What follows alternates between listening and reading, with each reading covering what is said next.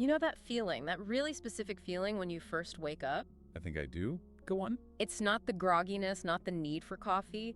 It's that split second before the day really hits. There's this hairline fracture and things. You look at your phone, and an email doesn't just feel like a message, it feels sharp. The news isn't just information, it's static. Exactly. It's like the background hum of just being a person has developed a glitch. That's a perfect way to put it. And it's an increasingly common sensation, I think. Yeah. It's not that the world is ending, it's just Disjointed. disjointed. It doesn't quite sit right in the frame. Yeah. And usually, on these deep dives, we're looking at these big external systems, history, tech, whatever. But today, I kind of want to flip the camera. Look inward. Exactly. We're looking at the system that lets you see all those other systems. We are talking about perception. But not the biology of it. Not rods and cones and optic nerves. No, not at all. We're looking at the architecture of how we actually construct reality. It's the difference between looking at the camera lens and looking at the photograph it takes. I like that. And what we're learning suggests that this architecture, the lens itself, is much more fragile and much more active than we tend to believe. Active is an interesting word there. I think most of us just assume we open our eyes and the world, flows in. Like a live video feed. That's the common sense view, Yeah. but it's just not how it works. Right. We don't just receive the world, we build it. And there's a central metaphor here that I think just anchors this perfectly. Okay. That's a little poetic, but stay with me. Imagine you're standing in front of a huge floor-to-ceiling window, and you're looking out at the ocean. Okay. Got it. Beautiful view. A beautiful, unified view. The waves are one giant body of water. The horizon is a straight, clean line. Simple. But then imagine the glass develops these tiny, almost invisible spiderweb cracks. Mm-hmm. The glass hasn't shattered on the floor, it's still in the frame. But now when you look out, that single ocean is splintered. I can see that. You'd see, 3 suns instead of 1. Jagged repetitions of the ways where the cracks intersect. Right. And here's the crucial question. Has the ocean changed? No, of course not. The ocean is still doing its thing. Reality out there is whole. Precisely. The sea is whole, Yeah. but your view is refracted. And the dangerous part, according to Gestalt psychology, is that we often don't realize the window is cracked. We think the ocean itself is broken. We think reality has become jagged. That is, wow. That's actually kind of terrifying. Because it implies that when I feel like the world is falling apart or that everything is chaotic, I might not be seeing the world as it is. I'm seeing it through the cracks in my own mental state. And that is the premise we have to start with. We have to shift our whole inquiry. We shouldn't be asking, what do I see? We should be asking, how am I seeing? And maybe more hauntingly, what am I not seeing because of the way I'm looking? Okay, let's unpack this, because this idea of refracted sight, it really contextualizes that feeling of doom scrolling we talk about so much. It feels like drowning in shards. We are. I mean, think about the average modern morning. You have notifications, headlines, a text, a work email, all of it coming at you in this rapid-fire succession. It's not just being busy, it's the context switching. It's faster than our nervous system can integrate. We're constantly breaking our gaze. So that background hum, that silence, the continuity of just existing, it just gets lost in the static. It fades completely. And to understand why this hurts us, we have to go to the absolute bedrock of Gestalt psychology, which is the concept of figure and ground. Figure and ground. I remember this vaguely from a psych class. Is this the picture that looks like a vase? But then it looks like two faces. Yeah, that one. That's the classic textbook example, yes. Yeah. But the mechanism behind it is so much deeper. Gestalt theory insists that we never experience raw data. We experience organized wholes. Okay. There's a German principle for this. It's called pregnance. Pregnance. Sounds intense. It just means pithiness or conciseness. Basically, your brain is a pattern-seeking machine. It's metabolically expensive to process chaos, so it wants to organize everything into the simplest, most stable shape possible. Like a melody. Tell me more. A melody. Well, a melody isn't just a sequence of notes, is it? If you played the same notes but scrambled the order, it's just noise. The melody is the relationship between them, the shape. Exactly. The melody is a shape in time. Just like a face isn't eye plus nose plus mouth, it's a configuration, a whole. Now, to see that whole, you need two things. You need the figure, that's the thing you're focusing on, the melody itself. And you need the ground, the silence that lets you hear the music. Or the white space on a page that lets you read the text. In a healthy perceptual field, figure and ground support each other. But here's the modern glitch we were talking about. What happens when the noise is too loud? What happens when the ground collapses? I'm guessing the figure has nothing to stand on. It doesn't disappear, though, does it? No, it just floats. It becomes a ghost. And this is what we call chronic ground loss. Chronic ground loss. We fixate on figures, problems, goals, that weird email from a coworker. But we've lost the ground. We've lost the context, the breath, the rest. I want to pin this down to a specific feeling, because ground loss sounds so abstract, but I think the experience is incredibly physical. Let's take that morning anxiety we started with. Okay, walk me through it. You wake up and there's just this low thrum of unease in your chest, the dread alarm. Right. But it's not about anything specific yet. You haven't even looked at your calendar. It's just Yeah. pure objectless anxiety. That is a textbook example. Yeah. In that moment, the anxiety is the figure, Okay. but it has detached from its ground. The ground might be that you're sleep deprived, or you're lonely, Something real. or you have an unmet need for connection. But because we're so disconnected from that ground, the anxiety becomes this free-floating monster. It feels like it has no origin story. And that's when the pattern kicks in. We grab the phone, we check the news. And why do we do that? What's the instinct there? I think. We're looking for a reason. We need a hook to hang the anxiety on. We just want to know why we feel so bad. Precisely. We tell ourselves, oh, I'm anxious because of this headline about the economy. But that's usually just a story, a lie we tell ourselves to make sense of the feeling. You're just carving more grooves into a mental landscape that's already unstable, adding more figures to a field that has no ground to hold them. It's like trying to solve a feeling by throwing information at it. Yeah. But the information just acts like shrapnel.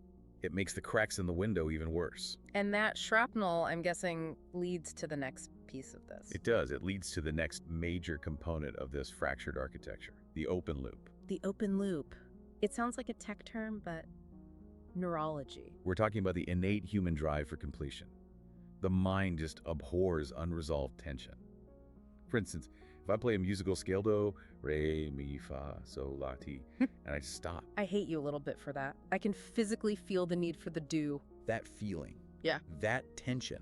That's the drive for closure. In Gestalt terms, an unresolved situation is an unfinished Gestalt. Yeah. It's an open circuit in your perceptual field. So this explains the shower arguments. You know, you have an awkward conversation, you didn't say the witty thing you wanted to say. And you replay it for 3 days. Yes. You're not replaying it because you're obsessive or crazy. You're replaying it because your mind is desperately trying to close the loop. It wants to finish the pattern so it can finally file it away and move on. But modern life is basically a factory designed to mass-produce open loops. It is engineered for perpetual incompletion. Think about the infinite scroll. There's no bottom. There is no end to the feed where your brain gets the signal. Task complete. Or the notification badge, you have one new message. It's this dangling promise of resolution that just never quite arrives. And here's the kicker. We usually frame this as a focus problem. We say, oh, my attention span is shot, I need more discipline. Right. But Gestalt argues it is not a focus problem, it is a field structure problem. What's the difference there? Focus implies you just need to try harder to look at one thing. Field structure implies that you cannot be fully here because you're leaking energy into a dozen unfinished tasks, unsaid words, and unchecked notifications. You're structurally porous. Exactly. You're walking around with all these background apps running, draining the battery, and wondering why you're lagging. It's not that the processor is slow, it's that the RAM is just full of unresolved junk. The result isn't just fatigue, it's fragmentation. And this brings us to a concept that I think is the most mind-bending part of this whole deep dive, a term called isomorphism. Isomorphism. Okay, break that one down for me. It's from Greek roots. Iso meaning same, and morph meaning form. Same form. Structural correspondence. The idea is this. The structure of your experience mirrors the structure of your internal neural and psychological activity. Okay, but how does that apply to the person looking out the cracked window? It means the cracks aren't just on the lens. If your inner landscape is fragmented, if you are full of abrupt edges, suppressed impulses, and unfinished business, you will literally see a fragmented world. Hey, hold on a second. You're saying the chaos isn't just out there? The chaos out there is an echo of the chaos in here. You don't just feel scattered, you see scattered. When your internal field is full of open loops and anxiety, you perceive the world as a series of disjointed, threatening snapshots. You lose the flow. You lose the melody and you only hear the noise. That is a heavy realization, because if that's true, I can't just organize my calendar or declutter my desk to fix this, I have to look at the internal structure. Right. If you're looking through a cracked lens, cleaning the windowsill is not going to help. You have to address the lens. So how do we do that? How do we fix the view? Because if my perception is the problem, I want to know how to repair it. And here's the trap. It's a very subtle one. You have to be careful with that word, fix. Why? I mean, fixing seems like the logical goal. If the window's cracked, I want a new window. Because usually when we say fix, we mean make it go back to how it was before. We want the seamless window back. We want to be innocent again. Right. But Gestalt suggests we can't, and maybe shouldn't aim for that. What we need is restructuring. Restructuring. Okay, how is that different from fixing? There's a classic Gestalt experiment from the 1920s with chimpanzees. I love this story. It perfectly illustrates the difference between trying harder and insight. Okay. So there's a banana hanging from the ceiling just out of reach, and there's some wooden crates lying around the room. And the chimp wants the banana. Badly. Now, a behaviorist would say the chimp jumps, fails, gets mad, throws a fit, and then eventually, by accident, bumps a box under the banana. Right, stumbling into the solution. That's usually how I solve my problems. But that's not what they observed. The chimp tries jumping, fails, and then it sits down. It stops. It stops moving. It just looks at the banana, it looks at the box, it looks back at the banana. It might sit there for 5 minutes in total silence, and then snap. A light bulb moment. It gets up, calmly stacks the boxes, climbs up, and grabs the fruit. So what happened in that silence? What was going on in the chimp's head? The field reorganized. That's the key phrase. The box stopped being furniture and started being tool. The banana stopped being unreachable and became reachable if. The pieces didn't change, but the relationship between them shifted. That's insight. That is insight. It's a visceral restructuring of reality, not just learning a new fact. It's the pieces of your life clicking into a new arrangement. Yes. And this brings us to a beautiful metaphor for this process, kintsugi. Oh, the Japanese art of repairing pottery with gold. Exactly. If a valuable bowl breaks, you don't throw it away. But crucially, you also don't try to glue it back together so no one knows it broke. No, you fill the cracks with lacquer mixed with gold dust. Yes. You highlight the break. The crack becomes the most valuable part of the piece. It shows the history. In Gestalt terms, this is what we do with our perception. We don't hide the break, we honor it. The goal isn't to get back to a pre-crack state of innocence. That's impossible. The goal is to reorganize the field so the disruption becomes meaningful. The crack becomes a line of light. A line of light. But practically, what does that mean? I mean, we aren't trying to pretend the world isn't crazy or that we aren't anxious. We're trying to, integrate the crazy. We're trying to let the figure and the ground coexist again. Think of the mind as a mosaic maker. A mosaic maker, I like that. When the field is disturbed by trauma, overload, grief, the pieces of the mosaic stop fitting. They don't make a picture anymore. They're just sharp shards of glass on the floor. And the human reaction is to try and force them back together or just sweep them under the rug. Or to just stare at the sharp edges and panic. That's my go-to, yeah. But the advice here is so counterintuitive. You don't fix the shards. You attend to them. Attending to a shard of glass. What does that even look like? Okay, imagine a dark room. It's filled with scattered broken glass on the floor. It's dangerous. You're afraid to move because you know you'll get cut. This is the state of anxiety and fragmentation. Exactly. Now imagine you strike a match. Okay, so now I can see the mess. The shards don't disappear. The danger is technically still there. But what happens to the glass when the light hits it? It reflects. It glints. It glints. The room changes from a dangerous dark mess to a room alive with refracted light. That match, awareness. When you bring pure awareness to the fragments of your life, without trying to change them, just seeing them, they catch the light. The fragment stops screaming for attention and finds its place in the pattern. It finds its place in a new pattern. That is a really powerful shift. But I have to ask, isn't that just passive, just sitting in the dark looking at broken glass? It feels passive to our fix-it brains. But it's actually the most active thing you could do, because only when you see the room clearly can you start to build the mosaic. You can't build a new pattern if you're pretending the glass isn't broken. So it's about relief through acceptance. It's an immense relief. This is the paradox of wholeness. True wholeness is not the absence of rupture. It's the capacity to inhabit the rupture without dissolving, to stand in the fracture and still perceive the whole. To stand in the fracture. That's it. That reminds me of what we mean by authenticity. It's not about being polished or perfect. It's about being real about where you are right now. Exactly. Authenticity is admitting, I am looking through a cracked window right now. And strangely, that admission is the first step toward clearing the view. This brings us towards the end, and I want to circle back to where we started. That image of the sea.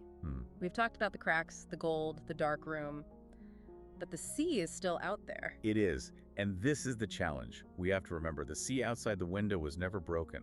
It was the gaze that splintered. That feels like a permission slip to stop fighting the world. When we stop mistaking the lens for the world, the waves can synchronize again. The confusion, the noise, the fragmentation, it's not a property of reality. It's a property of our current temporary arrangement of the field. And fields can always be restructured. Always. Yeah. That's the hopeful part. We aren't stuck with this view. Insight can happen. The chimp can see the box differently. We can see the anxiety differently. But it requires that willingness to stop fighting the crack and just start looking through it. Yes. So as we wrap up this deep dive, we're left with a pretty provocative thought. It turns the whole self-improvement idea on its head. We're told to fix ourselves, to heal the cracks, to become whole, but this suggests that the cracks are actually, well, they're architecture. They're part of the design. They are the architecture. And the final question to mull over is this. If wholeness includes fragmentation, and if clarity includes confusion, what are we actually afraid of? Right. Are we afraid of the crack itself, or are we afraid of the vastness that we can now see through it? Gestalt doesn't offer comfort. It offers contact. It asks you to meet reality exactly as it is, fractures and all. And I think that's a challenge worth taking. Stop trying to polish the window and maybe just look at the light coming through the breaks. And ask yourself, who is doing the seeing? That's it for this deep dive. Thanks for listening. We'll see you through the cracks in the next one. Take care.